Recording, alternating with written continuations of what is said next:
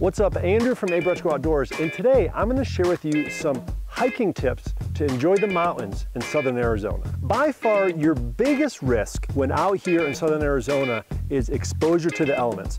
And either this is hypothermia in the cooler months or overheating in the warmer months. Now this is very easily controlled pretty much by what you wear. If it's hot, you want to make sure that you have a hat to protect your neck and your face. If possible, wear long, light colored clothing that covers your arms. Also, don't forget to bring chapstick and sunblock. Next, in the cooler months, even though the temperature does get warmer during the day, it's also very cool the higher you go up in your elevation. So you want to make sure that the clothes that you have are appropriate for the higher elevation. I always recommend that you dress in layers. With the base layer, be a moderate layer like a sweatshirt or maybe a fleece, and then have a shell to go on top of it. And as you move up and down the elevation, or as the weather changes a little bit, you can take off the layers and keep yourself either warm or cool. Second, one of the biggest things that gets people in trouble when they're hiking down here is they don't bring enough water with them. Water is hit and miss. Now you can see behind me, Owie is playing in the water as we're in a canyon. You can never depend that water will actually be where you go. So you always want to make sure that you carry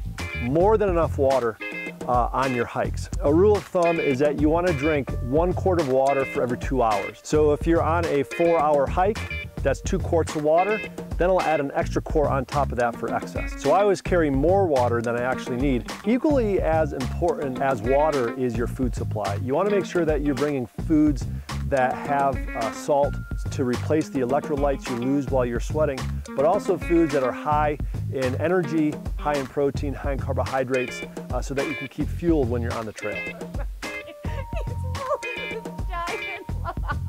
Third, one of the things about the high desert environment is that the weather can change quite quickly. Before you actually go out and hit the trail, always check the weather and check the storm patterns coming in. Is there any thunder showers coming in, that type of stuff. Make sure that you check the temperature to ensure that you dress appropriately. Sometimes it's just too gosh darn hot to even go hiking, and so that maybe is a good day to spend swimming.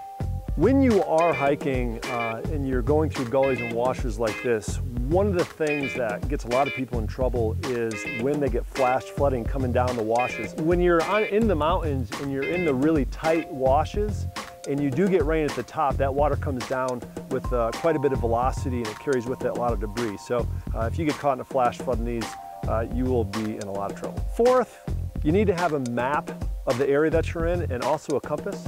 You don't necessarily need to know how to use it very precisely, but just give you general direction in case that you do get lost so you can get back to civilization. Fifth, I always carry a safety kit with me, and I kind of made this safety kit up. You can make your own up, but this safety kit has some really important survival things in it. Sixth, one of the biggest mistakes people make is they don't distribute the water and food between their parties, and they'll end up getting separated, and one person will have all the water while the other person has none. This could lead to catastrophic circumstances in the event that the two people are separated for long periods of time. Seventh, always leave an itinerary with somebody that's going to be back maybe at your house, maybe with a family member or a friend, to let them know what time you're expected to be back. Now typically I do 3 time hacks. I do a time hack of the time that I think I'm going to be back, and then I'll set a time hack later than that, which is I call my worry time hack. And then I have a call for help time hack, which I set usually 5, 6, 7 hours after I'm supposed to be back. And that way you have somebody who can alert the authorities or a search party to come look for you. If for some reason you do get lost, do not leave the trail. 9 times out of 10, the people who are going to come search for you will take the trails up into the area.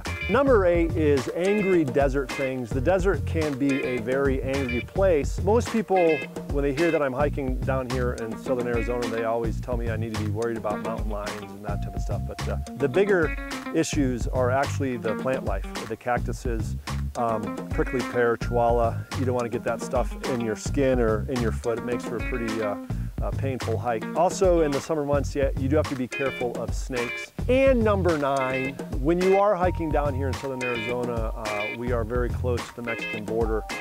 So you do have to be cautious of smuggling. If you do see questionable activity, always call the Border Patrol or local law enforcement. If you see backpacks or that type of stuff, just leave them in place. I put that lower on the list because it really isn't as much of a concern as most people think.